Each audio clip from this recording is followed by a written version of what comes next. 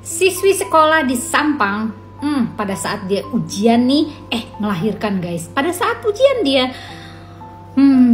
kasihan juga sih kalau dilihat-lihat. Tapi gimana hasilnya kalau kayak begini? Apa tindakan sekolah dan apa yang harus diambil langkah ke depannya? Oke, dengarkan baik-baik.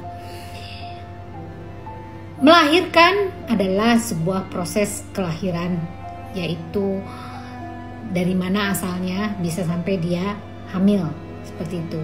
Mungkin akibat pergaulan bebas, mungkin juga akibat kesalahan-kesalahan yang diperbuat oleh perilaku yang kurang baik barangkali, atau ada orang yang di sekitarnya yang memang mensetubuhi dia dengan cara paksa, bisa saja kan. Nah, tapi ini belum jelas nih guys, masalahnya apa gitu loh. Namun usut punya usut, ternyata anak ini bersembunyi di balik semua keresahan ini gitu loh, keganjilan ini.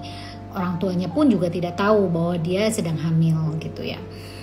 Nah, kalau saya lihat dari akibat pergaulan bebas ini, anak-anak zaman sekarang ini kan memang dari pengaruh gadget dan sebagainya itu juga bisa berpengaruh ya. Nonton BF barangkali, nonton hal-hal yang tidak di atas 21 tahun dan sebagainya. Bisa saja, bener nggak? Nah gitu ya. Namun yang jelas tindakan sekolah harus tegas kalau menurut saya gitu ya. Karena kan peraturan sekolah nih guys harus digarisbawahi. Tidak boleh seorang siswi hamil, melahirkan dan sebagainya. Karena dalam tahap sekolah itu tidak dibolehkan untuk adanya pernikahan dan sebagainya. Seperti itu kalau menurut saya.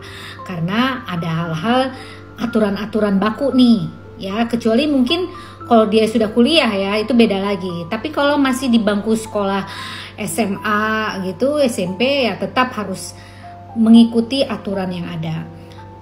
Kalau sampai siswi ini dikeluarkan itu hal yang wajar guys, karena memang sudah ada peraturan dari awal seperti itu. Bukan karena kok tega banget ya jelas tega, karena ini adalah peraturan. Bagaimanapun juga seharusnya siswi bisa menahan diri dalam arti baik pergaulan, baik secara akademik, secara fisikal dan sebagainya. Kita harus bisa menempatkan diri kita di mana gitu loh.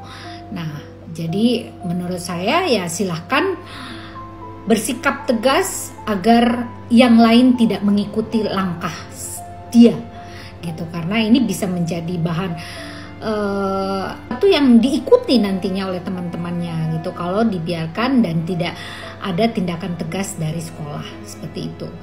Karena saya juga bagian dari kurikulum pendidikan, saya tahu bagaimana aturan sekolah itu membuat bahwa siswi yang masih terikat dalam sekolah, pelajar, ya dia tidak boleh adanya kehamilan, pernikahan dan sebagainya. Seperti itu ya.